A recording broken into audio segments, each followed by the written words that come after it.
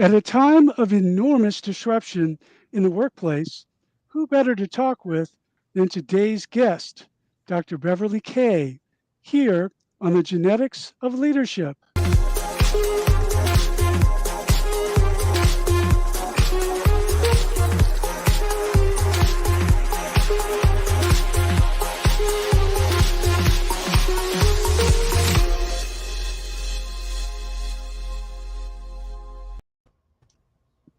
Welcome to the Genetics of Leadership. We are Douglas and Lisa Marie Hatcher, co-founders of Communicate for Impact, and we help our clients create better content faster so that they can maximize their story and their time. And joining us is our co-host, Dan Edds. Dan helps organizations build high-impact cultures that deliver greater employee engagement and create new customer value. Well, today we're delighted to welcome Dr. Beverly Kaye. Dr. Kaye is recognized internationally as a leading voice, speaker, and thought leader dedicated to helping individuals, managers, and organizations understand the practical how-to principles of employee development, engagement, and retention. In 2018, Dr. Kaye received the Lifetime Achievement Award from the Association for Talent Development and the Thought Leader Award from the Association of Learning Providers. Beverly Kaye is the author of 5 books. Her classic, Love 'Em or Lose 'Em, is the #1 best-selling employee retention book in the world with more than 800,000 copies sold. So Bev, welcome, and we're thrilled that you're with us here today. And I'm going to start off the questions this way. And I'm intrigued by the title of your book, Love 'Em or Lose 'Em. And Bev, I got to say, in 3 years of MBA school, I don't ever remember a professor using the word love in any kind of operations or management or leadership course. So how are you defining the word love? Is it an emotional sentiment or an action, as in a verb, that is understood as an act of love? And maybe you can just explain how that word love fits into a corporation today. I will. And, I'll give you a little history of our fight for the word love, because the book was first published in 1999. And when we said to the publisher, we want to call it Love 'Em or Lose 'Em, he said, I don't think so. Like, what manly man, he didn't say it that way, is going to walk into a bookstore in the business section and pull out a book with love in the cover? And we insisted, because it was the one word that meant so many other things. It meant notice, it meant acknowledge, it meant compliment, it meant all those things. And so we fought for it. And isn't it interesting that 20 years later, the word love is accepted and used? And the truth is, I have fallen in love with the word love, back in love with it. And I use it all the time. And it's like the question that I love to ask when I'm doing live workshops or virtual ones is for people to think, when was the last time you said, thought, felt, I love my work? And when I look out at an audience and look at their eyes, I can tell if it's been years ago or if it was just yesterday. And maybe for all managers who are listening, maybe that is the key question. And you don't have to use the word love. What was great about yesterday? What did you enjoy the most about last week? Or what did you hate about last week? What was the hardest for you to do? All of that gives you information about that individual. And that's what helps you keep those talented people that you don't want to lose. I love the fact that you had to fight for that, and you took the advantage to actually fight for it. You took that opportunity. Right. Bev, I gotta, when I looked at your book, and even now as we're talking about it, I'm reminded that in doing the research for my book, I had the opportunity to interview a full colonel of the United States Army, U.S. Army Ranger, had served mostly with the Special Forces. And a year after that, I had the opportunity to interview a guy named General Barry McCaffrey, who holds 3 Purple Hearts. When he retired from the Army as a 4-star general, he went on to serve as the nation's drug czar in the Clinton administration. And I asked both of them this question: how does the Army approach the practice of leadership? And both of them said exactly this, in exactly the same tone and in exactly the same cadence: we practice servant leadership. Both paused and said, there's another word I would use, and that word is love. Right, right. And my good friend Ken Blanchard, who's the father of servant leadership, he and I are old friends, and we talk about love all the time. If anybody emanates love, it's Ken. And I hope I do too. It You is the do. secret. It is the secret to happiness, to making others happy. So I'm in love with love. Excellent. So, Bev, you said it's been 20 years since the book came out. So, what do you think is what's caused the staying power of the content of the book, Right. and why is it still relevant today?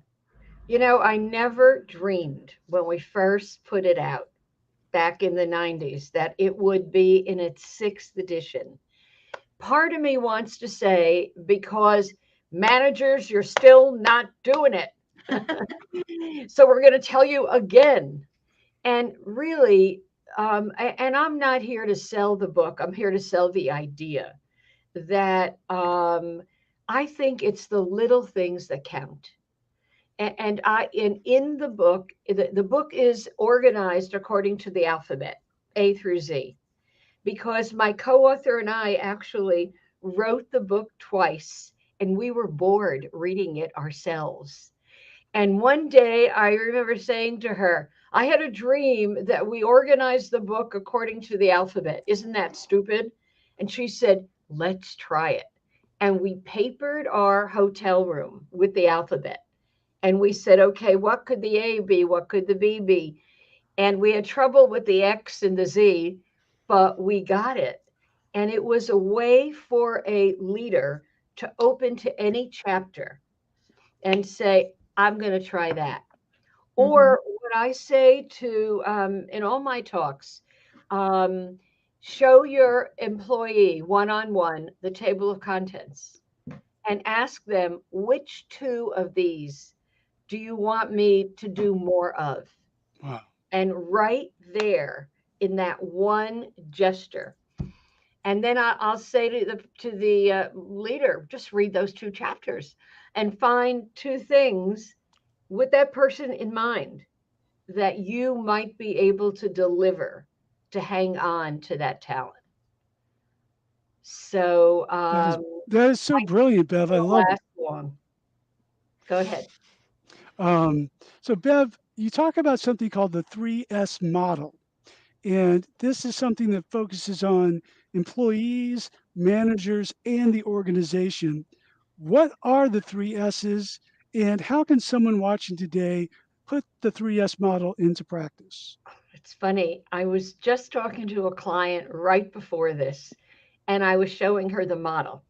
And it's a client, huge global biotech company.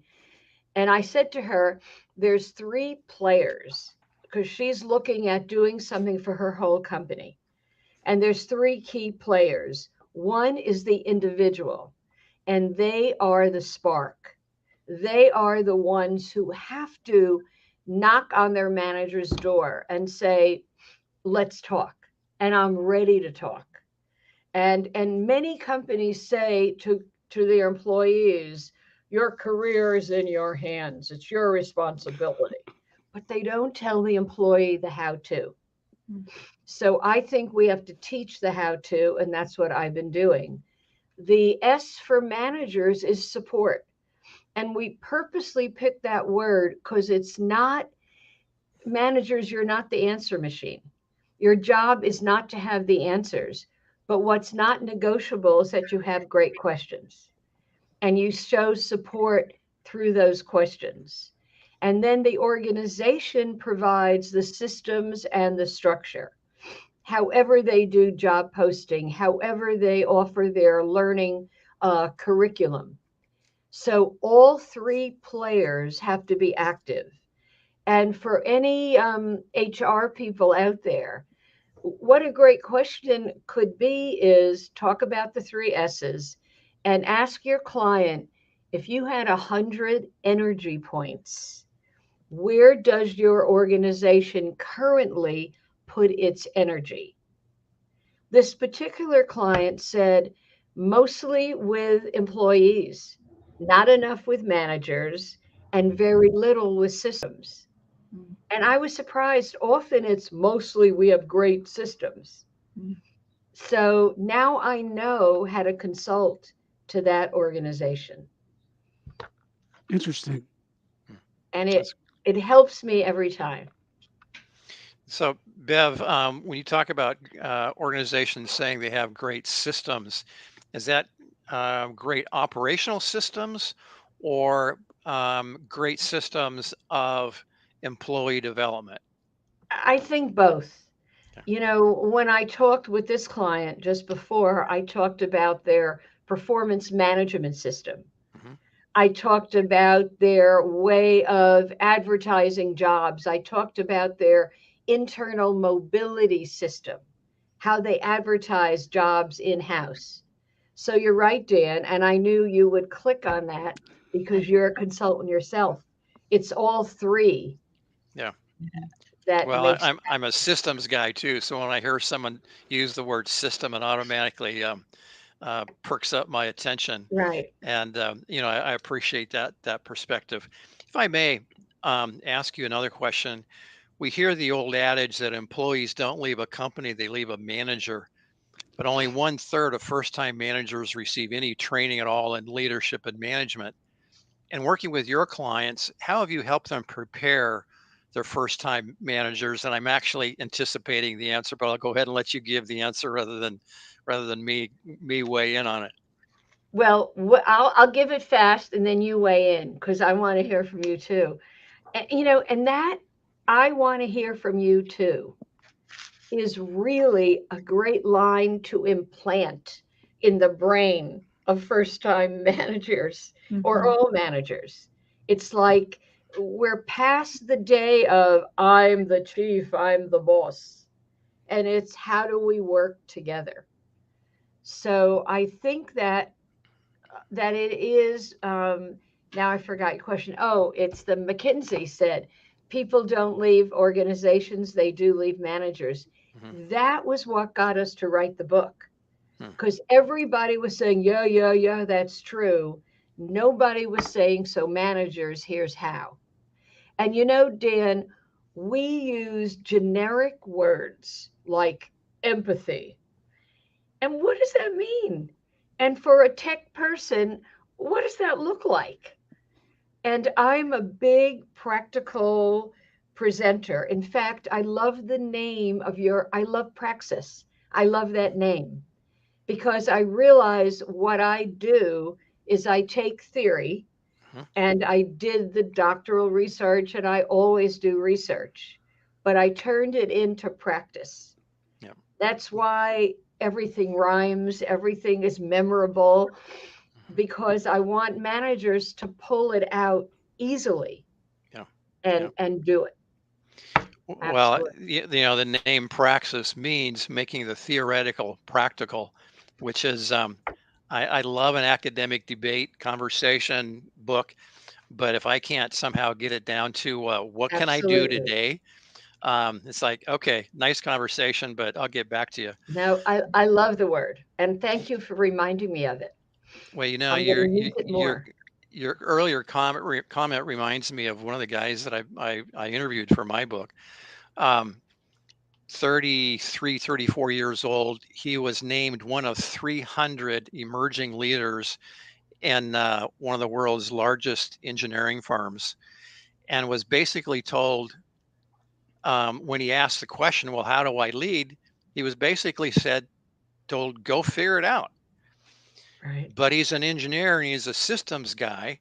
And so he designed a system of how to lead. Right. And it was interesting that he did a bunch of research and concluded that leadership is, quote unquote, a relational enterprise. And so when his staff would come into him into his office, and he's an engineer, he's that analytical guy, but he figured, if I'm supposed to have a relationship with my people, I better start with who they are as people.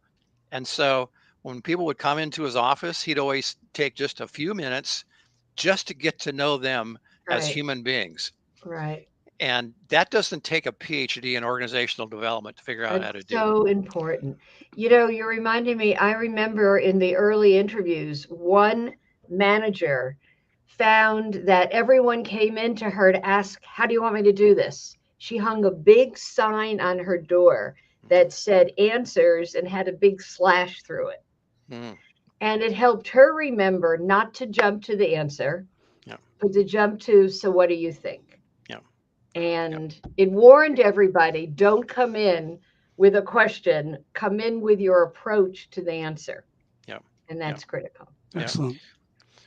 One of the organizations that I researched was a hospital that is consistently ranked as one of the safest hospitals in America, which may not sound like a big deal until you realize that accidental and avoidable deaths in hospitals is either the third or the fourth leading cause of death in America, depending upon how you're counting the data. And one of the things that they coach and teach and train every one of their leaders and managers to do exactly what you just said, which is, don't be the answer person. Right. They coach them. You could help a member of your staff understand the scope of a problem, the breadth of the problem, who else is involved, where are the various touch points, but you do not answer or solve the problem for them. And when I asked one of their senior executives, what's the result of that, she said, well,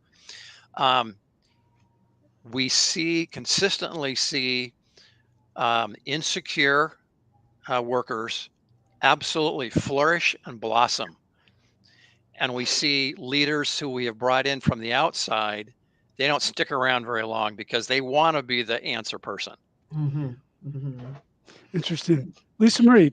Yes, speaking of sticking around, at a time when retention is at a near universal concern among organizations, you have an innovative approach, Bev. You have an idea of re-recruiting employees. Could you talk about that for a little bit? Right.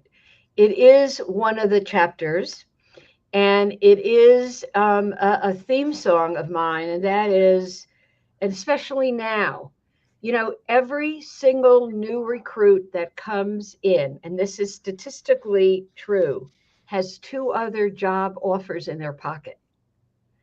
And you've got to know, just because you say, welcome, welcome, here's your space or whatever, that they're not going to stay forever unless you re-recruit them.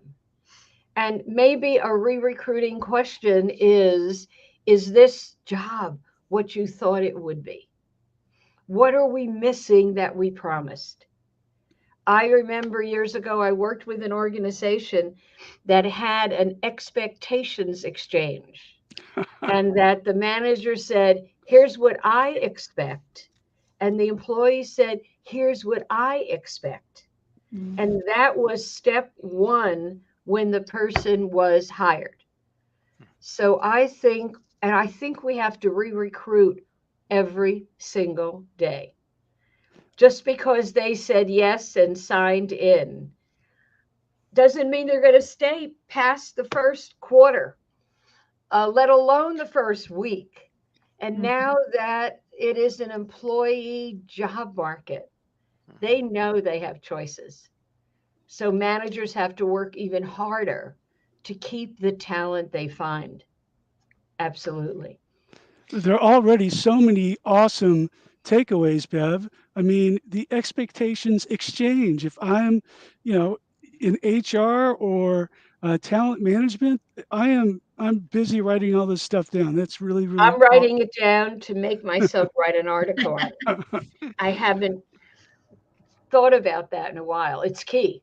Yeah. It's key. So another thing that you talk about that is also refreshing and innovative is this idea of the stay interview. What is that, and how do you implement it in the workplace? My biggest regret is not, Daniel, understand this, trademarking the word stay interview, Uh, because we invented the word 20 plus years ago when we started doing our research on this particular book. Because what we found is, when do managers say, "What can I do to keep you?" at the exit interview? yeah. When it is a great question to ask. It's a great re-recruiting question, Lisa Marie. Mhm. I'm glad to have you. It's what's important. I do not want to lose you. You're precious to my team. What is it that you need that we're not delivering? And when we trained this, and I introduced that stay interview, and I did write a whole book about it with my co-author, we find that managers say, "I'm afraid to ask it because the answer is going to be more money or that other position. And then I'm in more trouble. I should never have asked the question." And I say, ask it anyway. Ask it anyway, because if you can't deliver, tell the truth. I can't deliver on that right now, but I'm intent on not losing you. So tell me what else really matters, because I'm determined to find something that I can get my arms around. And I always say, if you hang in and ask the question, what else, 4 times, you will always get something you can do something about. So that's the challenge to everybody out there.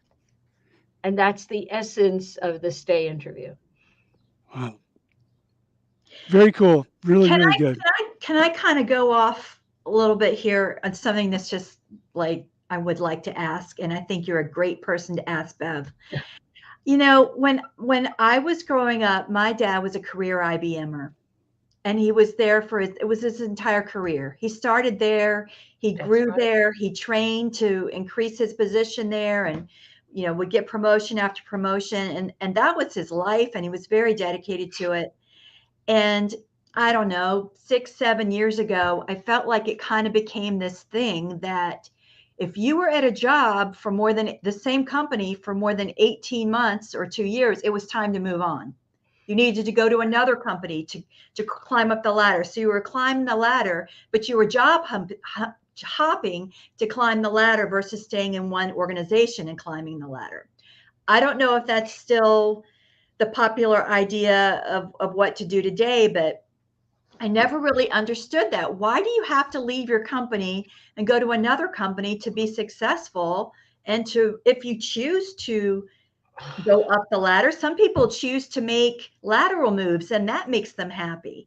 But if you want to continue to grow in your organization, why do you feel like you have to leave and go to a different organization to accomplish that? I Right. never understood that mindset. So what are your thoughts on that? So the other thing that I have been shouting from mountaintops is the title of my first book, written in 1982. And the title was "Up is Not the Only Way." And I've been teaching that, and we recently put out a shorter, light version of it. But I've been saying forever that not everybody wants to move up. And not everybody who moves up says, "I love it." Some move up and say, "Ugh, why did I Mhm. do this?" So we have to offer more options. And in a nutshell, for everybody out there who wants it fast, if you're sitting down with an employee and they're talking about goals and you're worried they're going to want up, write down the word lever, from leverage, Leverr. Here are the options. There's lateral, the L. There's enrichment. There's vertical, of course. There's exploratory, short-term thing. There's realignment, moving back to something I loved more. And there's relocation, which is, I'm out of here. I'll never get it here. And if that's a choice of your employee, I believe, and I wrote about it in the Up Is Not book, that it is all about elegant exits to get respectful returns. See how everything rhymes. Elegant exits, meaning let that person know how sad you are to lose them, and let them know that you'd like to stay in touch if they're a solid performer, because boomerangs are happening more now than ever before as a result of the Great Resignation. Bev, let me ask you, I know that we have people online with us today who are entry level. They're just starting out careers in HR. Maybe there's some more senior people in HR, but they want to improve their HR systems and their whole approach to HR.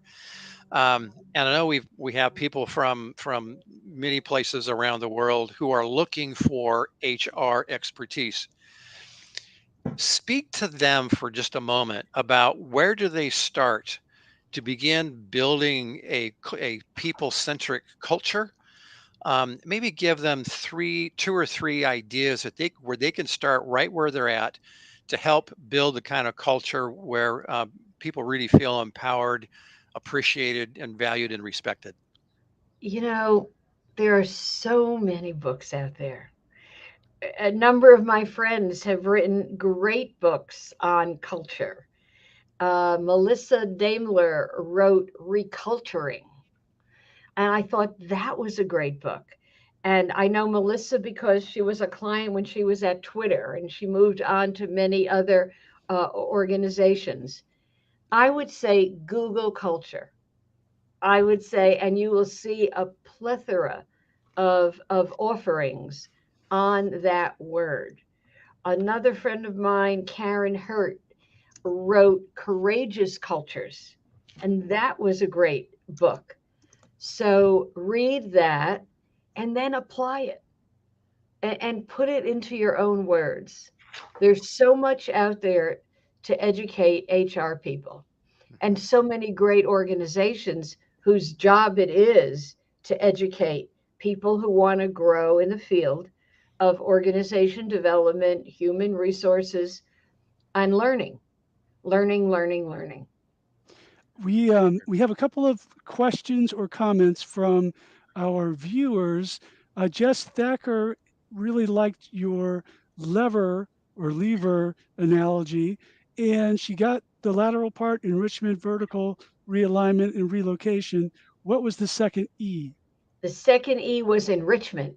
Okay. Which I think is the most important. And that is, how can you grow right where you are?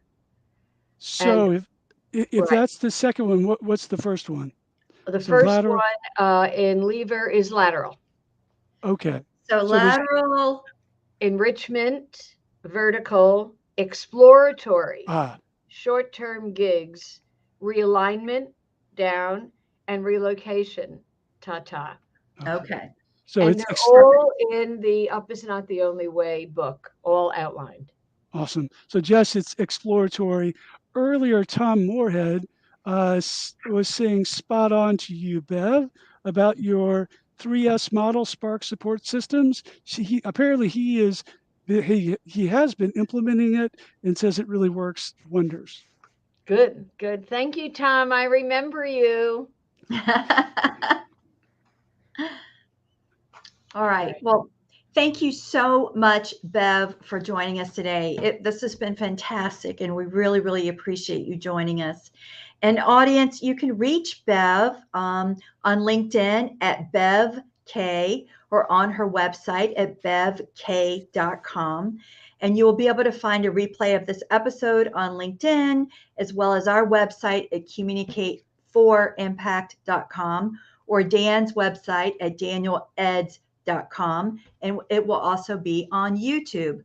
So thank you so much, everyone. And we hope you'll join us for our next episode on July 22nd at noon Eastern with guest Andy Fleming, who is co-author of An Everybody Culture.